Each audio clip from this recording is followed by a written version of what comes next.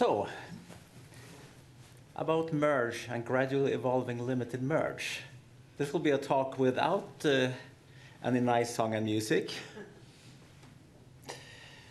but instead focusing on what kind of neural structures do we in principle need to handle language and other hierarchical structures in our brain. So there is an argument about merge as a core component of language, whether this excludes the gradual evolution of the language capacity. Postulate that language is based on the merge operation, and the merge is unlimited, also postulated. Language is infinite, or at least unlimited. And in principle, there's no way to get gradually from finite to infinity. There's no semi-infinite proto-language possible. So language cannot have evolved gradually. That means there was no proto-language stage. That means there's no point to a proto-language conference. That means we can all go home and have some wine instead. But have patience for a bit. I have a few more slides before we get to that point.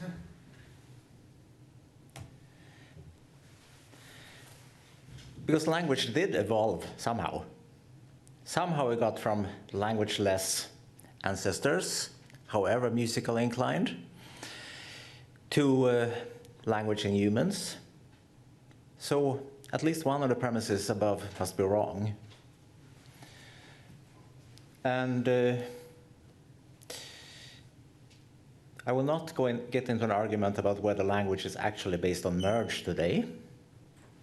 There is something hierarchical underlying our language capacity. I would argue it's not exactly what Chomskyans mean by merge, but that's a debate for another day. We need some kind of hierarchy handling. We might as well call it merge for the sake of the argument. But I want to dig into the assumption that merge is unlimited. And what do we actually mean by that assumption? And there is no gradual path from finite to infinite, but that's not interesting. What do we mean by language being infinite or unlimited? The human brain is finite. We cannot say an infinite sentence. Not in a lifetime and not with a finite-sized brain. And if we look at actual language use, if we look at corpus data, we don't get very deep syntactic trees in actual sentences. Fred Carlson in Helsinki, I think he is. He has done a lot of work on that. About 3 levels of embedded clauses is about the most he finds in actual language data, less in spoken corpora. And if we look at grammaticality judgments, especially if you test people who are not trained linguists and who are not allowed to use paper and pencil to take notes, grammaticality judgments, they will approach chance levels if you have more than a few levels of embedding. People cannot parse very deep sentences. Okay, fine, we have performance limits. But isn't there an infinite competence hiding somewhere underneath? Maybe so, but what does that mean? What actually evolved in language evolution? Can we evolve an infinite competence with a finite performance? To look at that, we will need to dig down into how can merge actually be implemented in the brain? What kind of neural structures do we need to handle merge or other hierarchical operations? We don't understand these neural circuits today. We have some ideas of where it's going on in the brain, like in the brain scan data that Ria showed us a moment ago. But how these circuits are built, we don't really know. I'll try to reason from the other direction what needs to be there. What do these circuits need to do? And especially, I will look into not so much the computational machinery as in the memory requirements. What memory requirements do we have to handle hierarchies and merge-like operations? Well, to handle language, you need a lexicon sitting somewhere in long-term memory. That's a pretty huge memory demand right there. With the language-trained apes, they can handle a few hundred lexicon items, typically. Language-trained humans, like the esteemed audience here, can handle perhaps 100,000 items in the lexicon. But the actual sentence building, that takes place in working memory, which is a distinct memory component, where we handle temporary structures. But in order to build a sentence and then connect it to actual words, we need links between the working memory and the long-term memory. Looking into the literature on how the working memory is doing this, the consensus seems to be we don't know. But the leading contender is that the working memory creates links to locations in long-term memory. The competing idea that the long-term memory items are actually copied into working memory. That seems difficult and tedious and gets us into difficulties when we try to merge merged items. So assume we have some kind of links from working memory to long-term memory. That kind of links in a computer context, they will be called pointers. And I will call them pointers here as well. Assume the brain has some kind of pointers, because we will need pointers to handle language. Something functionally equivalent to what a computer is doing with pointers. So when we access a word to put it into a sentence, we put a pointer in working memory to a long-term memory location. But pointers are neurologically expensive. You need a lot of neurons to be able to store a pointer to an arbitrary location in long-term memory with a large address space. And even then, with a single pointer, we are at the level that Ritzi 2016 calls zero merge. Ritzi's different merge levels were mentioned in, I think it was in Superbuehler's talk yesterday. The 0, 1, 2, 3 merge. And with zero merge, we haven't actually merged anything. So we need to go on to the other merge levels. Suppose we have two items like that sitting in worker memory. We call them 4 and 5, since they happen to be called that in the diagram I stole. And merge, that forms a new object in working memory, the one labeled 2 there. And 2, that object consists basically of 2 pointers, one to number 4 and one to number 5. And that will be pointers within working memory. So now we need not just pointers from working memory to long-term memory, we need also pointers from working memory to working memory, between different locations in working memory, which will be neurologically different. We also need the ability to chunk a piece of memory, treating the whole 2-pointer set as a unit for further processing. 2 pointers together with whatever else a merged object has, with features and whatever. And this implies that we have 3 different types of nodes, 3 different types of chunks. One chunk which is basically a zero merge, and one chunk which merges 2 lexical items, which has space for 2 working memory to long-term memory pointers. One type which merges a lexical item with an already merged item, which has 1 pointer of each kind. And that will be, now we're getting to Ritz's 2 merge. And finally, the type where we have 2 pointers to different locations in working memory, merging two already merged items, which will be Ritz's. Let's see, no, that should be Ritz's 3 merge, sorry. That character there is a 3. You see that clearly?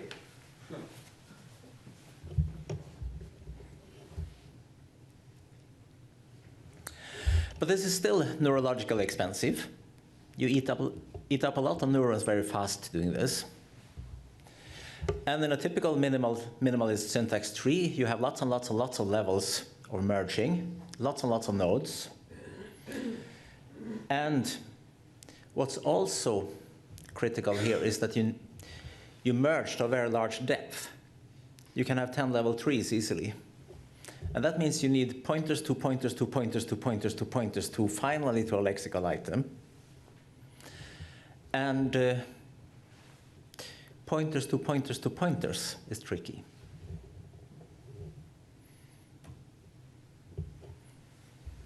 And we will get back to that point in a moment. But first, let's consider who needs pointers.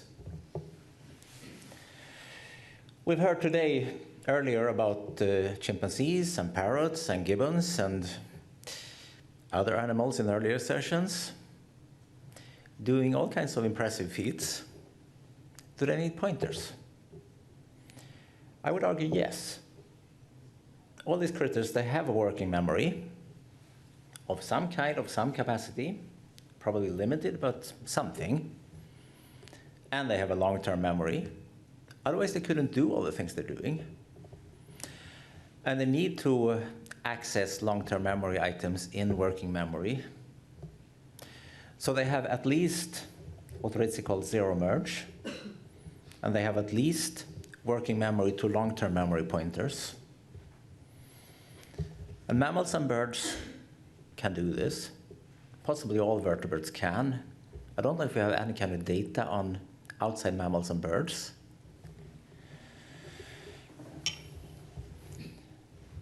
So we have zero merge, and we have possibly one merge, if they're able to handle 2 items at the same time. Widespread in animals. Whether they have working memory to working memory pointers is less clear. That depends how much the non-humans can do with hierarchical processing and chunking. Because any kind of chunking, if you're going to use a chunk, you also need a working memory to working memory pointer. But there is some evidence. We saw some evidence earlier today. I mean, these nice parrots whistling the Mickey Mouse tune better than I could. They could seem to be doing some kind of chunking of units of that song. And the gibbons, you could get a hierarchical grammar. If they don't do hierarchy, they do that big complex mess of Markov chaining. They do something interesting. So I'd say we have fair evidence, but not strictly compelling evidence that animals do chunking and some hierarchy processing. If they do that, they have at least 2 merge.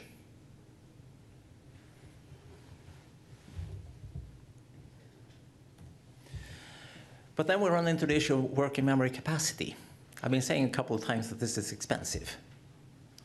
And humans, we have a huge brain, but we don't have a huge working memory. We fill it up and hit the ceiling often enough. And there's also fairly good evidence that cognitive differences between people are connected with differences in working memory. People with larger working memory are smarter. And that suggests that working memory capacity is a limiting factor for human cognition. And since our brain has been blown up so much, and we still have not as much working memory as we could use, that suggests that brain size limits working memory. And there's a fair bit of evidence that the working memory is even more limited in apes. Despite the photographic memory of this impressive ape we saw yesterday, who could remember those numbers much better than I could, which is a very specialized kind of working memory, but nevertheless working memory. And I like the notion of Matsuzawa of cognitive trade-off. Possibly humans have expanded the working memory space that we use for pointers, pushing out working memory space for visual images. Possibly. That's speculative, but it's an interesting idea. And limited working memory, that's probably what prevents us from doing very complex syntax trees. Because if we try to do complex syntax trees as linguists, we pretty soon will pick up pencil and paper and do it externally when we run out of working memory. And that means apes are not good at complex syntax. Even language-trained apes don't get very deep sentences, if any syntax. But I would argue it doesn't really matter if they have the merge operation or not. With their limited working memory, they would hit the working memory limit. That will limit their syntactic abilities. It's not a lack of computation, it's a lack of memory. So we are not really testing whether they can merge or not.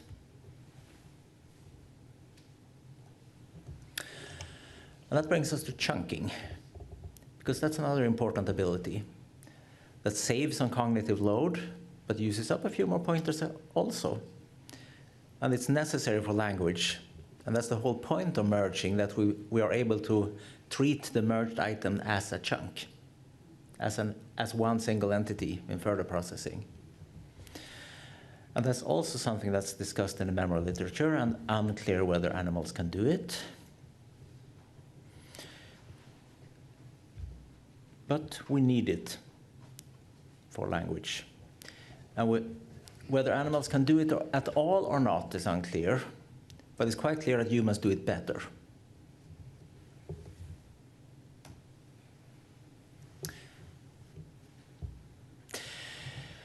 If we then look at how do pointers actually work, I said a few times that they're expensive, but how expensive?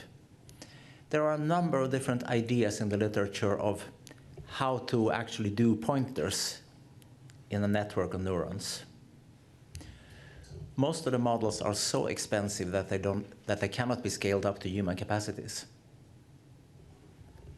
Because we know that we can handle pointers from working memory to any one of 100,000 items in our lexicon. We do that. But if you take most of the models of neural pointers that are on the market, scale them up so they can address 100,000 different places in memory, the required number of neurons is larger than a human brain. And, well, that doesn't work. They work in toy models, but not in full-sized. The one model I found that actually had the required capacity is the one from Crawford et al. 2016. And they use an approximate pointing technique with lossy compression of the information, which has some interesting consequences. It doesn't blow up as rapidly as the others, which means they can point to the entire human address space with a reasonable number of neurons, with the kind of numbers that we can fit into the appropriate Brodmann areas. But it becomes approximate. It's not perfect pointers. It points to somewhere in the general direction, but not exactly. And it degrades with pointer depth. If you have pointer to pointer to pointer to pointer, you get degrading performance. With a single pointer, you get 99% accuracy. With 2 pointers, you get 90-something else. And with 3 or 4 or 5 pointers, your performance goes down rapidly. So the accuracy in actually getting the right final item goes down as you increase pointer depth. And it matches pretty well actual human performance on deep embeddings. One or two levels is fine. 3, 4, 5 levels, performance drops rapidly. So whether Crawford et al. Are onto the right solution or not, I don't know. But their solution has the right properties. And something with those properties we need, something functionally equivalent. Oops, running out of time.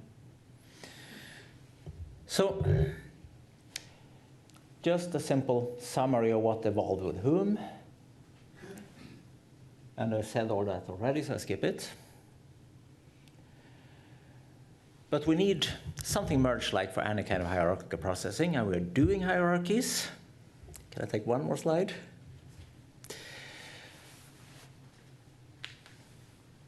And working memory seems to be the limiting factor here. We need to expand working memory to do anything at all. But once you have expanded working memory, then it's worthwhile to evolve fancier pointers that can do more of the syntactic work that we need. There's no point in an ape-sized working memory, but in a human-sized one, it's worth it.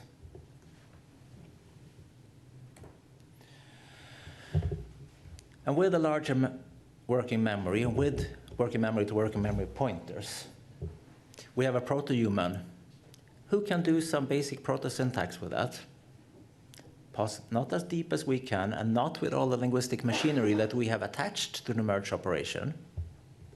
Because merge in chump minimalist theory is not only putting together two items. There's a lot of other stuff going on, but we're not there yet.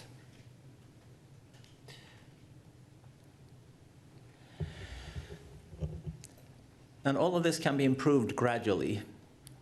Basically, we need more and more working memory, more neurons to be able to address wider, to be able to have more pointers and better performance with nested pointers. And that's typically something we evolve gradually, more and more capacity. It's not a single mutation switching something. And once you're there, we can have selective pressure towards more complex syntax and also more efficient processing of these pointers, adding on stuff to the merge operation to handle syntax in its full modern sense. But it's still a gradual process. Augmenting the pointers, increasing the working memory further. There's no sudden switch that gives us language. We have gradually evolved merge. Limited merge to limited depth. And now for that wine. Thank you.